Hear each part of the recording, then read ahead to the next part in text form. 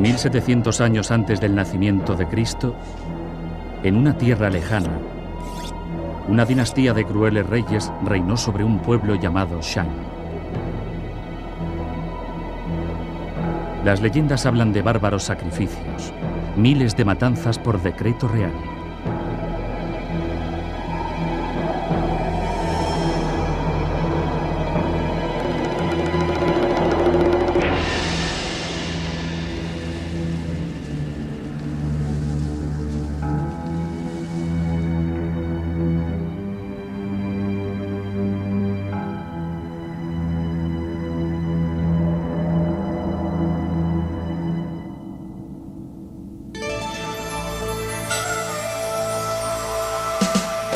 China, las grandes dinastías.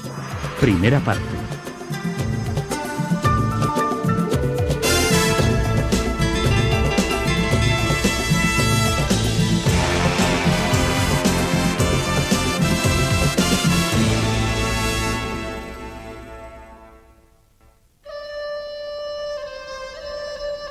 Sin embargo, las despiadadas proezas de los reyes Shang ya no son legendarias. Ahora sabemos que fueron realmente ciertas. La formación de la dinastía Shang es coetánea de los primeros esbozos de civilización occidental. Aquí, aislados en el este, la más remota de las civilizaciones estaba en pleno florecimiento, en una tierra llamada China. La mayoría de los occidentales cree que los comienzos de la cultura china están en la ciudad de Pekín.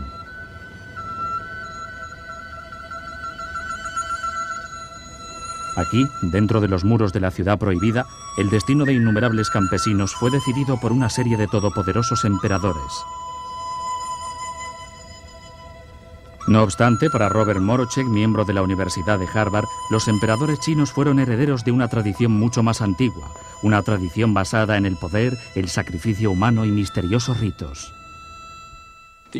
Las primeras dinastías de la Edad de Bronce en China han sido detalladamente registradas por los textos antiguos de las dinastías Zhou y Han. Aún así, se pensaba que eran legendarias.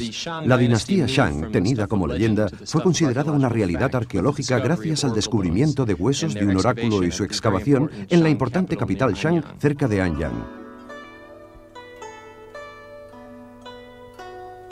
La ciudad de Anyang se encuentra a 300 millas al sudoeste de Pekín.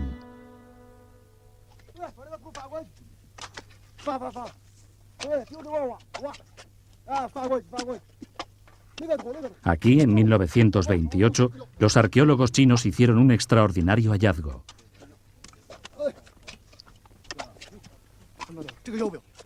En pleno campo, los trabajadores descubrieron un escondrijo lleno de caparazones de tortuga.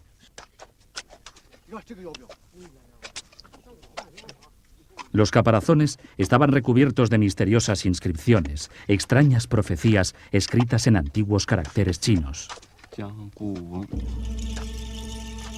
Fue al cabo de varios años de investigación cuando las primeras imágenes sobre la vida de la corte empezaron a conocerse. Hace 4000 años, los sacerdotes reales utilizaban el calor para agrietar los caparazones. Luego, interpretaban las grietas para predecir el resultado de una batalla, el nacimiento de un príncipe o el éxito de una gran cacería. Los caparazones contenían la lista de los reyes Shang. Considerados durante mucho tiempo soberanos tan míticos como el rey Arturo y su corte, formaron de hecho parte de la historia de China. El descubrimiento animó a los chinos a realizar una investigación más a fondo.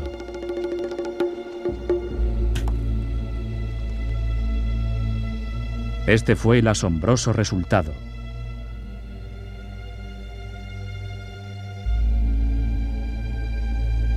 En Anyang, los arqueólogos descubrieron una serie de mausoleos reales pertenecientes a los Shang. En rampas que conducían a las tumbas, grupos de esqueletos sin cabeza dispuestos a modo de bienvenida recibían a los excavadores. Las calaveras que faltaban se encontraron en unos tenebrosos santuarios decorados con misteriosos dibujos. Unos 1300 años antes de Cristo, los reyes Shang edificaron un imperio sobre la base de sacrificios humanos. Para la religión Shang era esencial la creencia de que debían ofrecer sacrificios a los dioses y los espíritus ancestrales. Esto fue el origen de su sabiduría. Para alcanzar esa sabiduría era necesario ofrecer sacrificios a los antepasados. Los sacrificios incluían ofrendas de carne y ofrendas de vino. De ahí se explica la cantidad de recipientes de bronce para los rituales que hemos encontrado.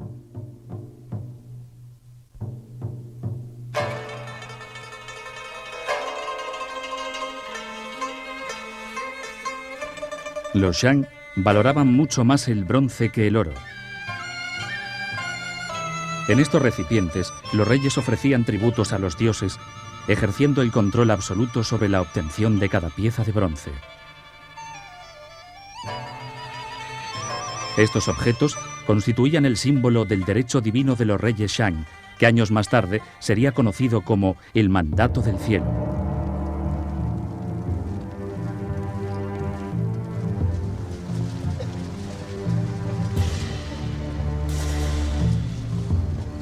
Los Shang emplearon una tecnología sofisticada para perfeccionar lo más sagrado de su artesanía.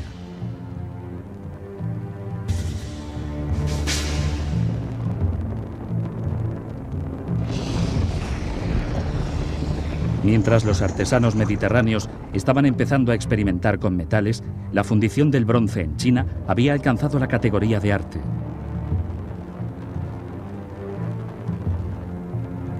De unos moldes de arcilla envueltos en tierra surgieron objetos exquisitamente decorados.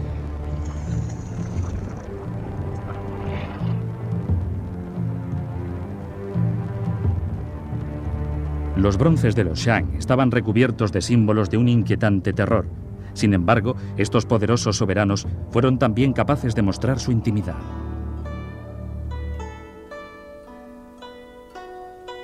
Wu Ding fue un rey Shang durante el siglo XIII a.C. Muchos de sus éxitos, tanto militares como políticos, fueron atribuidos a su mujer favorita, Fu Hao.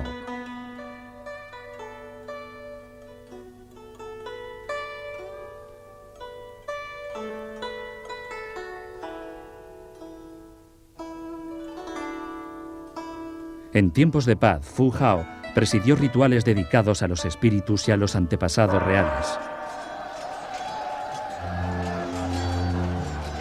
En tiempos de guerra, esta extraordinaria mujer fue el general Shang más importante.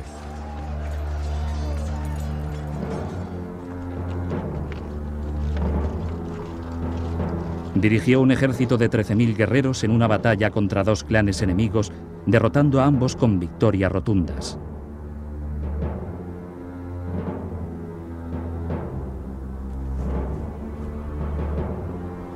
Según cuenta la leyenda, cuando murió Fu Hao se le partió el corazón al rey.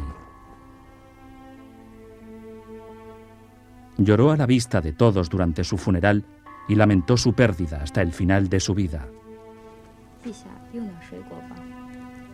Con el tiempo, el reino que habían ayudado a crear también desaparecería. La aristocracia Shang era aficionada a las cacerías y las guerras. Hacia el año 1000 a.C., habían encontrado otra afición más perniciosa, el alcohol elaborado a base de mijo y otros granos. Sabemos por los textos históricos que el último rey fue bastante aficionado a la bebida. De hecho, las descripciones que tenemos cuentan que hasta la caída de su imperio construyó estanques llenos de bebidas alcohólicas y repartía piezas de carne y de venado en los bosques a modo de despensa para organizar fiestas y banquetes cuando le apeteciera. Probablemente, el hecho de que los Shang utilizaran en sus rituales recipientes de bronce con un alto contenido de plomo tuvo efectos patológicos que disminuyeron su capacidad para gobernar. Las inscripciones grabadas en los caparazones agrietados por medio del calor dieron nuevas pistas acerca de la vida de los reyes Shang en Anyang.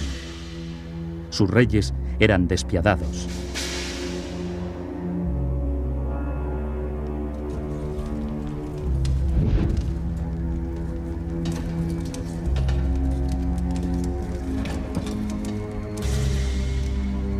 De uno de ellos, Di Xin, se cuenta que inventó torturas horribles. Una de ellas consistía en verter carbón al rojo vivo en un cilindro hueco de grandes dimensiones donde las víctimas perecían quemadas. Tanto si estos relatos son reales o ficticios, nunca lo sabremos.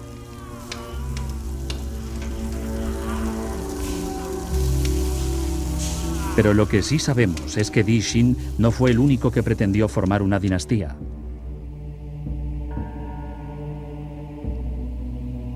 En un yacimiento llamado Sanxingdui se descubrió una cultura rival, un pueblo que competía con los Shang por alcanzar el mandato del cielo.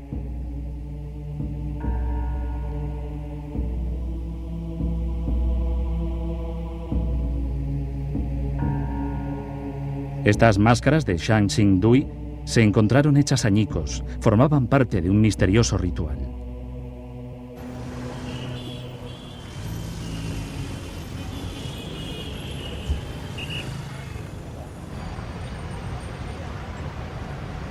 Las máscaras se reconstruyeron en el Instituto de Arqueología de la ciudad de Chengdu.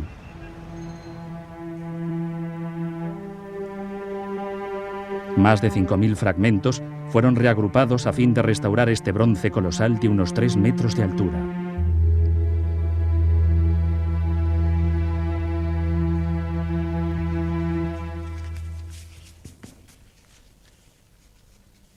La conservacionista señora Zhang Wanli estaba asombrada de que unas esculturas tan lujosamente decoradas fueran intencionadamente destruidas por sus creadores. Cuando dibujé la estatua, pensé en muchas cosas. Sentía curiosidad por saber por qué había existido una estatua tan impresionante hacía tantos años. Sentía también lo misterioso de todas sus máscaras y conjuntos. Cuanto más dibujaba, más tenía la sensación de estar leyendo un libro de historia, pero sin palabras.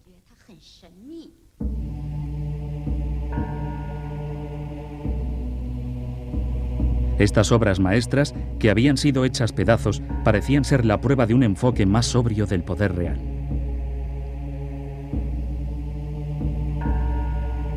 Mientras los Shang decapitaban a sus súbditos como muestra de su fuerza y autoridad, los soberanos de Sanxingdui preservaban en cambio a su pueblo decapitando estatuas.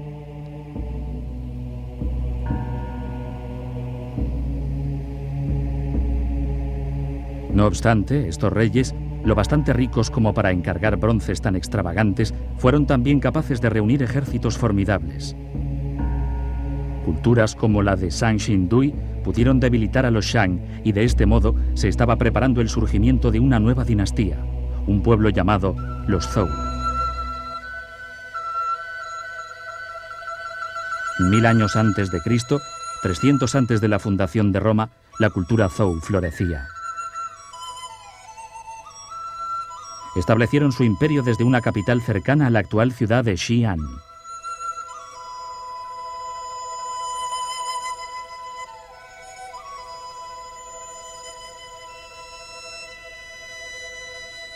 Aquí, el gran rey Wu aseguró su dinastía con la creación del primer sistema de administración de justicia para el pueblo llano. Este bronce Zhou explica detalladamente un pleito antiguo y el castigo que se aplicó. La inscripción es descifrada por el Dr. Han Wei en el Museo de Historia de Shanxi. Hubo un hombre acusado de calumnias contra su amo.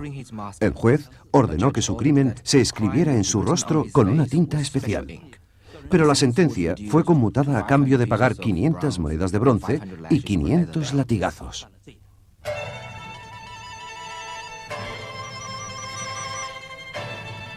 Los reyes Zhou crearon un sistema feudal basado en las enseñanzas de Confucio. El rey era estimado como un patriarca que confiaba grandes extensiones de tierra a sus parientes. Pronto, estos nobles reunieron ejércitos en sus propias tierras y empezó la lucha por formar otra dinastía.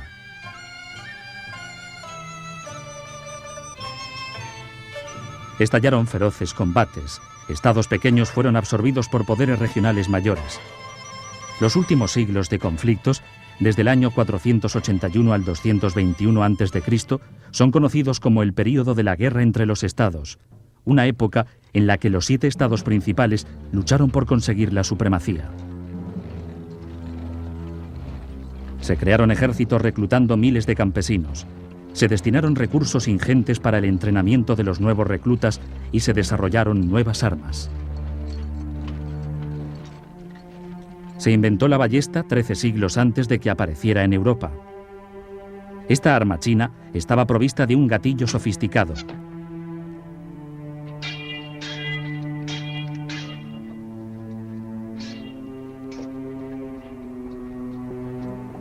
Los Zhou confiaban en la espada como arma de combate en el cuerpo a cuerpo.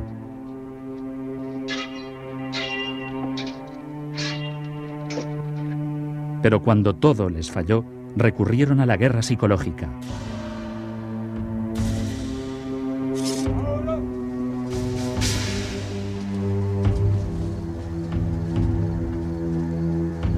En el año 496 a.C., un general Zhou, incapaz de romper el frente, decidió enviar convictos a la batalla.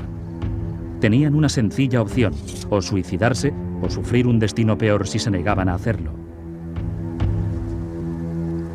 Mientras las tropas enemigas se mantenían en posición de combate, una hilera siniestra de presidiarios se acercaba. Mientras los soldados miraban asombrados, los convictos se suicidaron.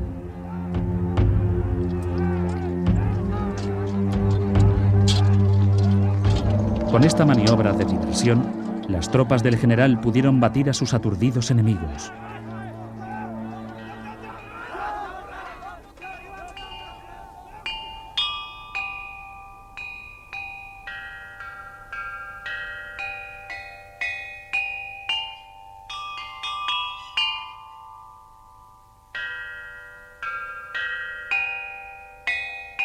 La época de luchas entre estados fue un período de destrucción y a la vez de inspirada creatividad. Del botín conseguido, los soberanos encargaron bronces magníficos, incluyendo campanas para sus ceremonias.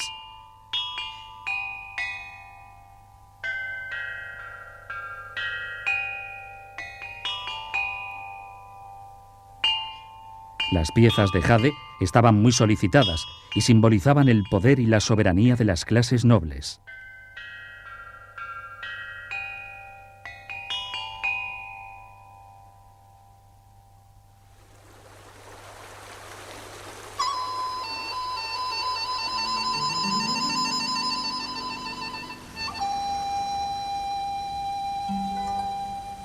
De todos los estados en guerra, el reino Qin fue el que dispuso de más recursos. Desarrollaron a gran escala la agricultura junto a una poderosa fuerza militar.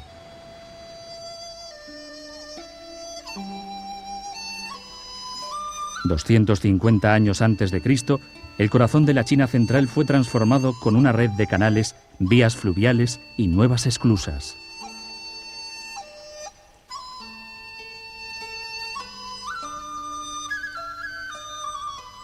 El río Min fue desviado a la cuenca del Chengdu, convirtiendo en tierra fértil una zona del tamaño de Connecticut.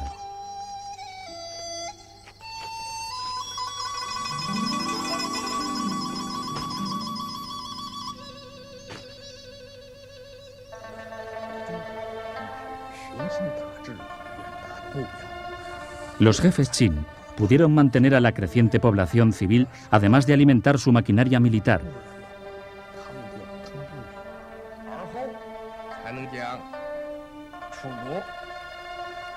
En las postrimerías del siglo III a.C., los ministros Qin convencieron a un joven príncipe de que podría conquistar los estados rivales de China.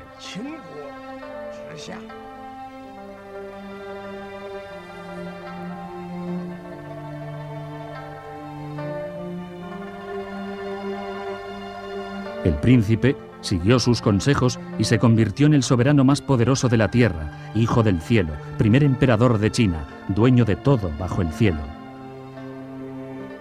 Qin Shi Huang Di.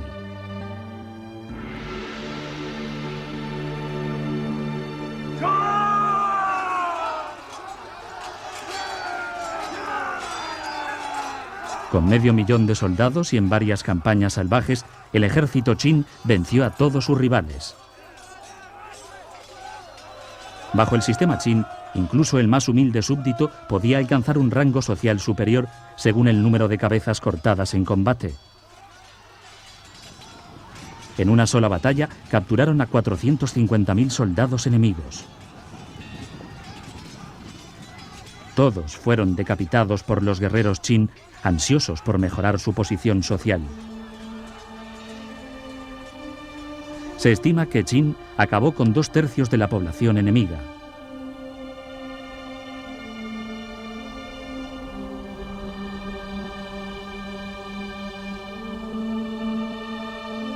El primer emperador consiguió hacer lo que ningún otro había conseguido antes: unificar China.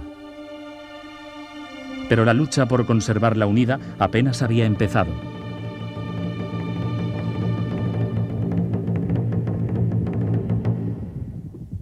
Lejos, al norte, en lo que hoy es Mongolia, los guerreros nómadas atacaban las poblaciones Qin situadas a lo largo de la frontera. El primer emperador respondió con un ejército de 200.000 prisioneros y 100.000 soldados. Su misión, construir una barrera única en el mundo: la Gran Muralla China.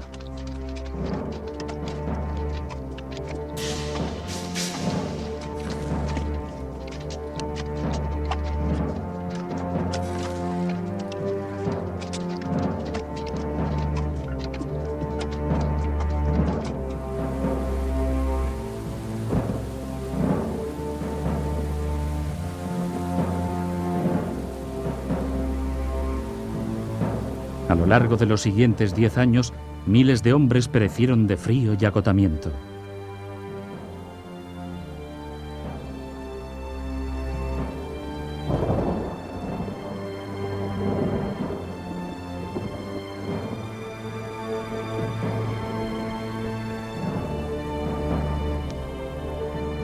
Sus cuerpos, rotos y mutilados, sirvieron de relleno de la Gran Muralla. Su única lápida, el muro que les costó la vida. Si el rey tenía algún proyecto importante, podía obligar a sus súbditos a ausentarse durante años, separándoles de sus familias y obligándoles a trabajar en condiciones terribles, como por ejemplo en la Gran Muralla, donde no solo había que enfrentarse a la intemperie, sino también a los posibles ataques enemigos. En muchas ocasiones, los que habían participado en la construcción de la muralla eran condenados a muerte, para que los secretos de la construcción no fueran revelados. Los relatos antiguos cuentan la historia del viaje de Meng Jiannu en busca de su marido, un trabajador en la Gran Muralla. Incapaz de encontrarlo y vencida por el dolor, Meng se echó a llorar. La leyenda cuenta que sus lágrimas fueron tan amargas que el muro se abrió para entregarle el cuerpo de su amado.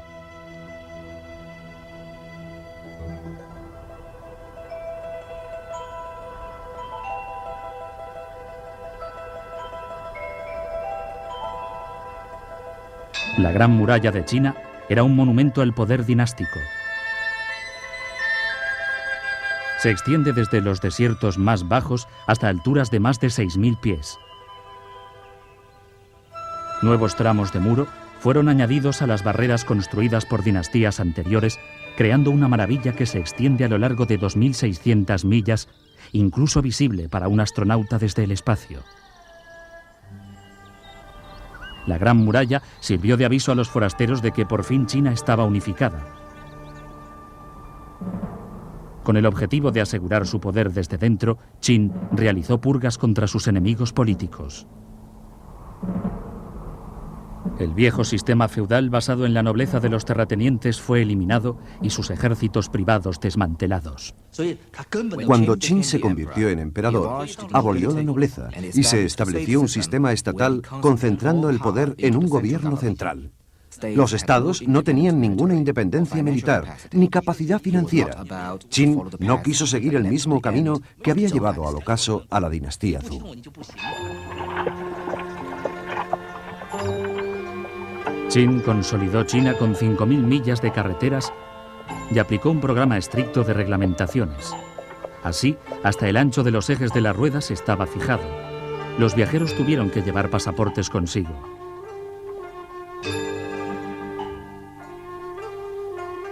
Los estados rivales pusieron en circulación monedas de todas las formas y tamaños.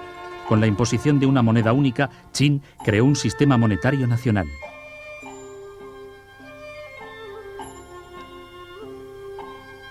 El lenguaje escrito también fue uniformizado, lo que permitió que los edictos reales corriesen con facilidad hasta los lugares más recónditos del reino.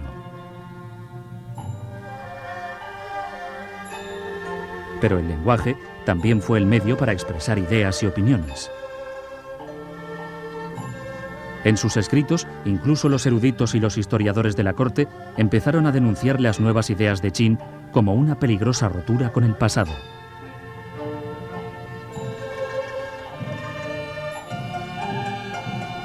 Li Si, el gran consejero de Qin, observó una vez que los roedores bien alimentados que vivían en los silos reales eran más agresivos que los callejeros. Más tarde, se preguntaría si demasiados conocimientos podrían alimentar una rebelión. Semejantes pensamientos provocaron una decisión despiadada. Por orden de Li Si, 460 eruditos de la corte fueron enterrados vivos. Grandes colecciones de relatos, poemas y pensamientos fueron destruidos. La civilización que aportó al mundo el papel y la imprenta realizó también la primera quema de libros. Sin embargo, el descontento hacia Qin se intensificó. Después de 3 intentos de asesinato, Qin vivió en un retiro altamente vigilado. El primer emperador de China se obsesionó por encontrar una pócima mágica que le preservara de la muerte.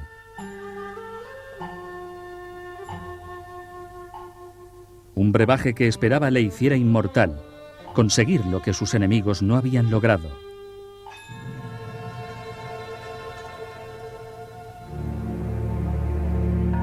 Qin murió en el año 210 a.C.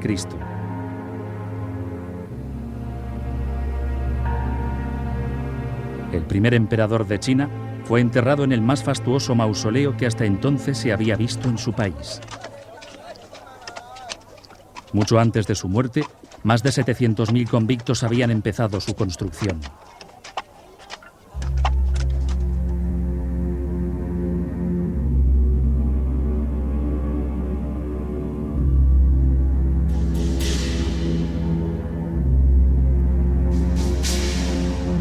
Se dice que su tumba estaba adornada con piedras preciosas que representaban al sol, la luna y las estrellas del firmamento chino.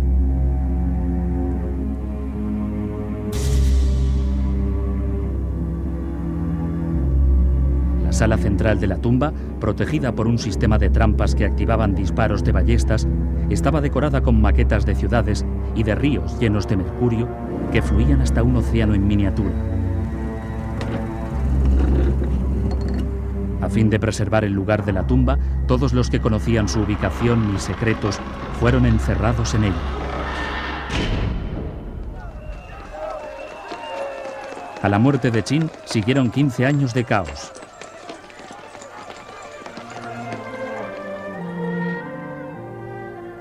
En el año 206 a.C. llegó al poder la dinastía Han. En su esplendor, durante el primer siglo a.C., la dinastía Han era comparable al Imperio Romano en lo que al poder se refiere.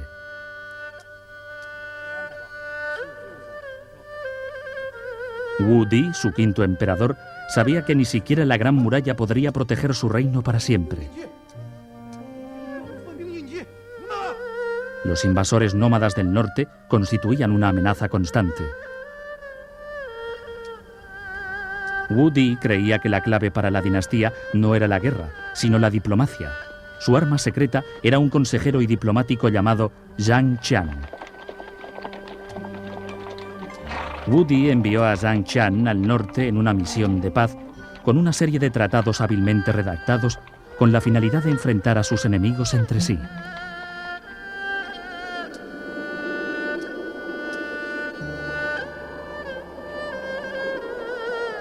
A medio camino de su misión, Zhang Qian fue capturado y el emperador le dio por muerto.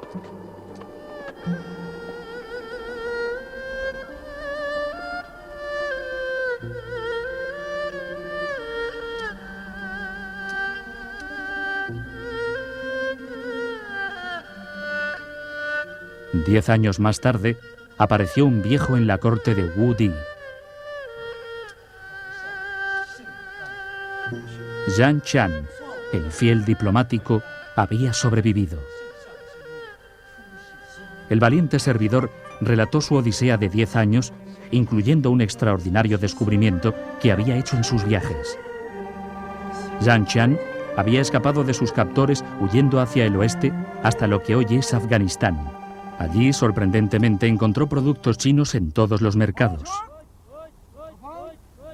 Los comerciantes estaban llevando productos chinos hasta los confines del mundo conocido. La más preciada de las mercancías, una tela conocida como la seda.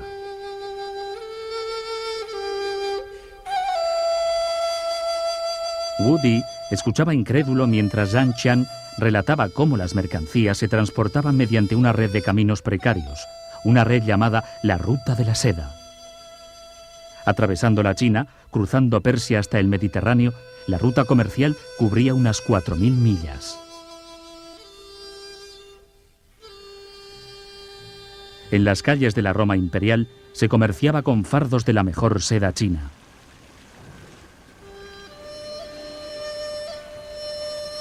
De hecho, los romanos compraban esta tela en tal cantidad que el emperador Tiberio tuvo que imponer un límite a la importación de prendas de seda.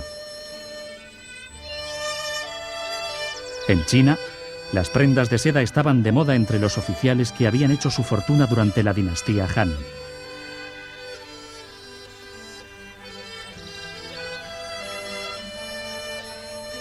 Las claves del estilo de vida de los soberanos Han se revelaron en la ciudad de Changsha, al sudoeste de China.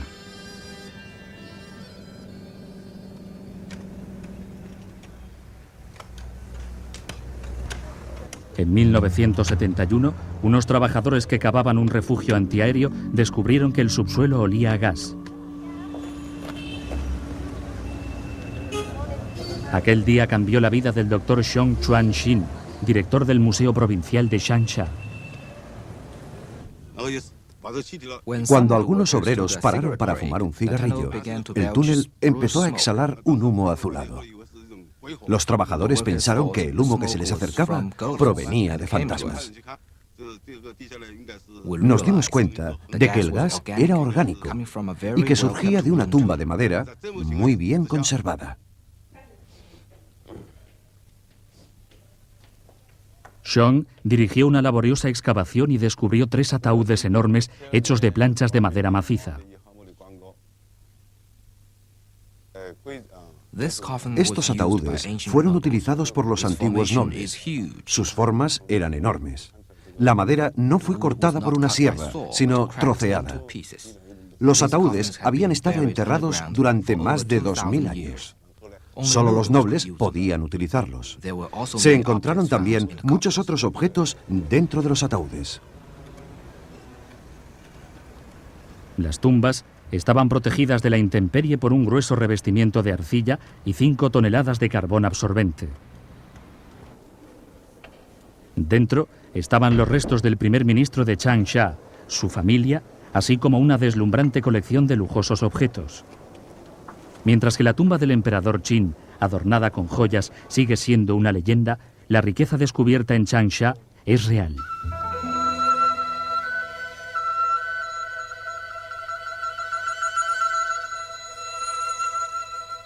Más de 100 piezas de elegante y ligera seda fueron halladas en perfectas condiciones. Este vestido transparente pesa unas 2 onzas, testamento de la incomparable artesanía Han.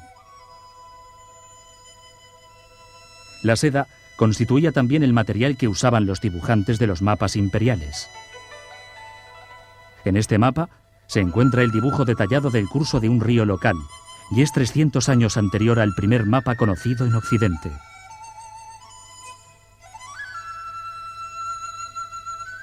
Las más maravillosas sedas pertenecían a la mujer de Qin, el primer ministro.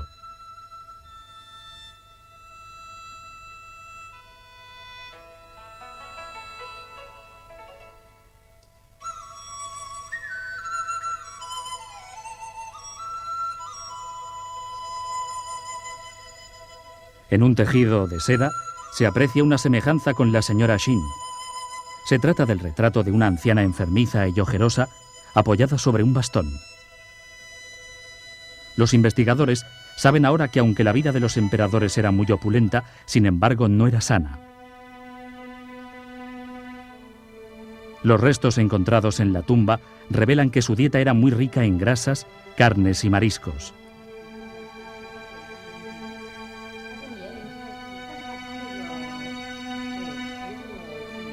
La reliquia más preciada de la tumba, la propia señora Shin, mostrando claramente qué clase de vida llevaban los más privilegiados.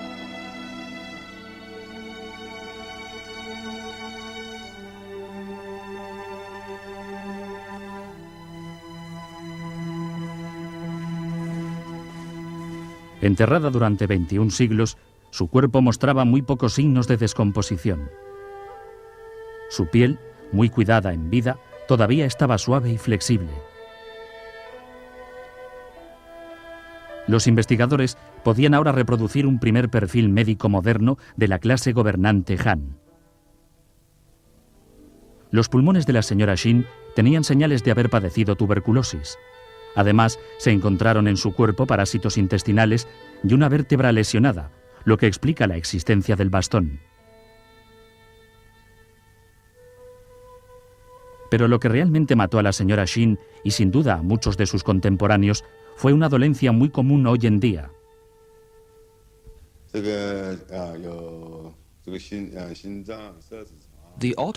En la autopsia de la señora Shin se examinó su corazón, los intestinos, los órganos reproductores y el sistema urinario.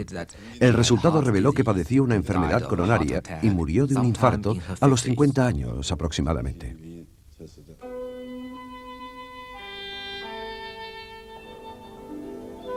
Los tesoros hallados en Changsha revelan la riqueza de la nobleza Han. Sin embargo, la fortuna del primer ministro parece insignificante comparada con la inmensa riqueza de los emperadores chinos.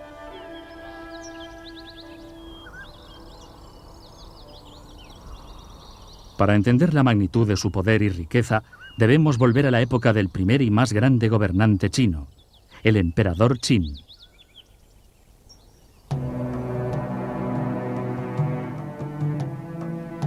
Con el fin de proteger su tumba, Qin estableció la mayor guardia personal que el mundo había conocido.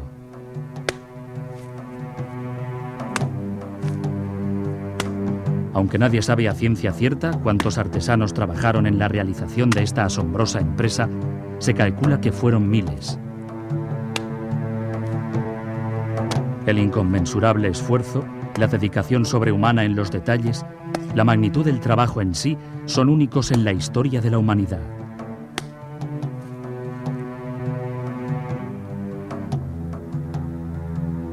Bajo órdenes secretas, una cadena de súbditos y artesanos trabajaron durante décadas creando una escolta para el emperador en su ascensión al cielo.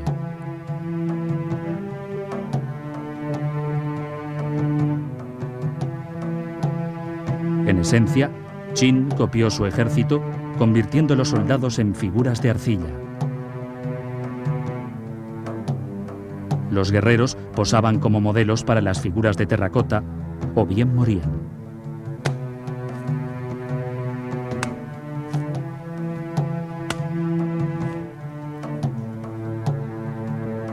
Pero este gran ejército, concebido a su imagen y semejanza, estaba destinado a la derrota.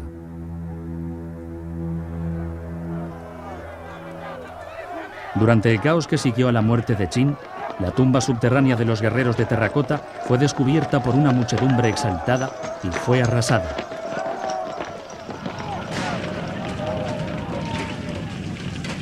Las vigas del techo cedieron, enterrando a los soldados, al parecer para siempre.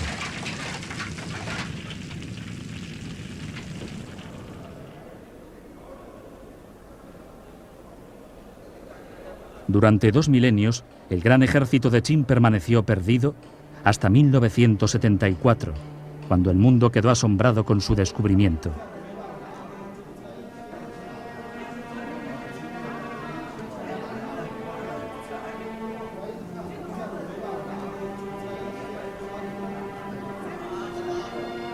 Un grupo de trabajadores en los alrededores de la ciudad de Shan tropezó con la escolta celestial de Qin.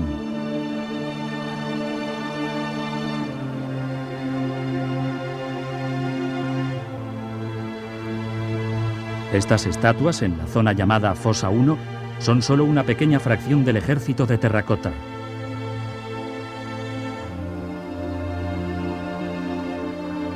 Se calcula que todavía quedan miles de soldados escondidos bajo tierra.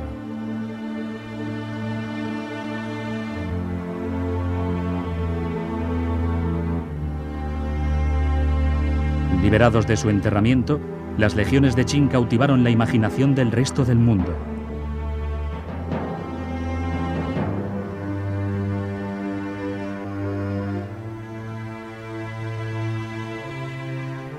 El doctor Yuan Chongyi es el director del museo dedicado a los guerreros terracota.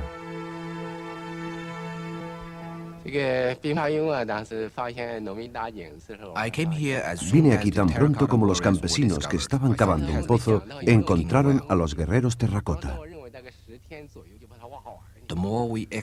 Cuanto más excavábamos, más cosas surgían. Más de 6.000 caballos y jinetes fueron localizados en la fosa. Nos reunimos algunos y bebimos para celebrar nuestra euforia.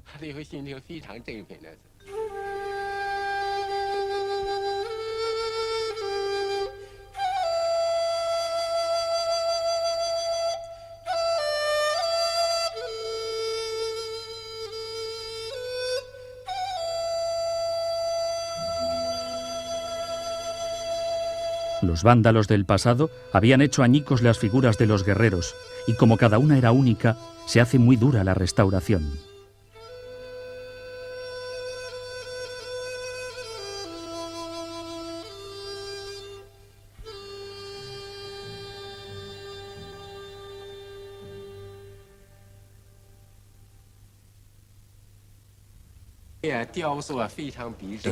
Las esculturas son muy realistas.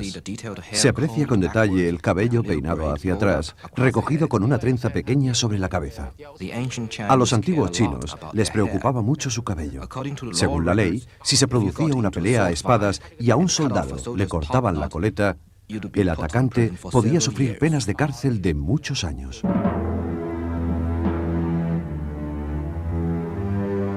Mientras que el Imperio Romano se contentaba con un ejército de 100.000 hombres, el ejército de Qin estuvo formado por uno 6 veces mayor. Las réplicas de los guerreros de Shan muestran el aspecto que adoptaban las tropas de Qin en combate. Las estatuas fueron enterradas en formación de combate, dando a los investigadores una visión de cómo era una dinastía en marcha. La fosa de terracota está ordenada en forma rectangular. La primera fila está dispuesta según el orden de batalla. Luego, el grueso del ejército está formado por 38 columnas. Hay una columna de guardia a cada lado y otra más en la retaguardia, mirando hacia atrás.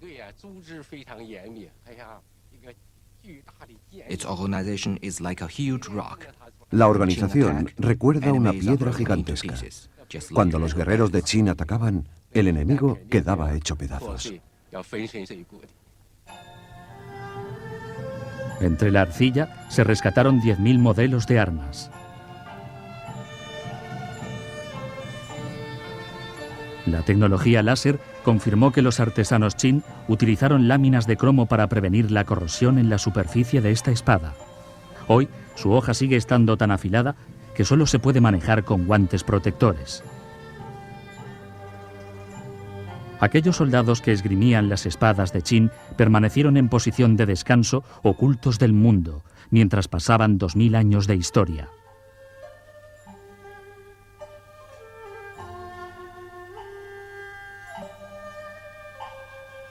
Hubo más de 200 emperadores posteriores a Qin que gobernaron hasta principios del siglo XX. Hoy son considerados como la gran paradoja de la China, una tierra donde en los ciclos de caos nacieron maravillas y creaciones que enriquecieron al mundo.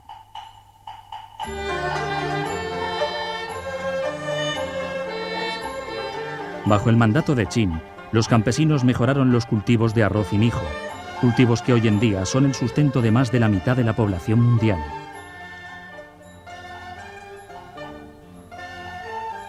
Durante la época de la Guerra de los Estados, los buscadores de jade recorrieron los parajes más desérticos guiados por el primer y primitivo compás del mundo.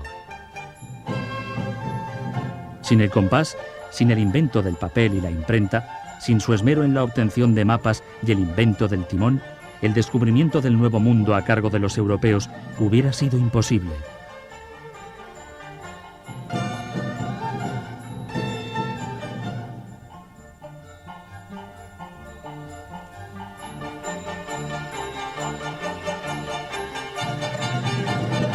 Al final, el reinado de los gobernantes imperiales terminaría aquí, en la ciudad prohibida, en los albores de nuestro siglo.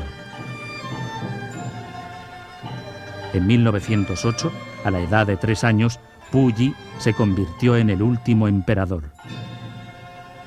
3 años después fue destronado y China pasó a ser una república.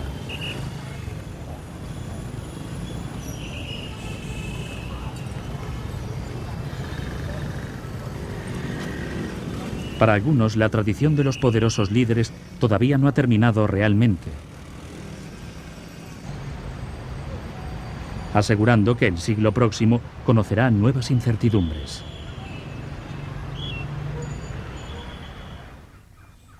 Pero con las prisas por predecir el futuro, no debemos relegar el pasado como guía a seguir. Las Chinas, antigua y moderna, son inseparables. A lo largo de 4000 años, mientras otras civilizaciones han desaparecido, la civilización china ha continuado adaptándose para sobrevivir. A pesar de innumerables guerras y un siglo de revolución, las esencias permanecen.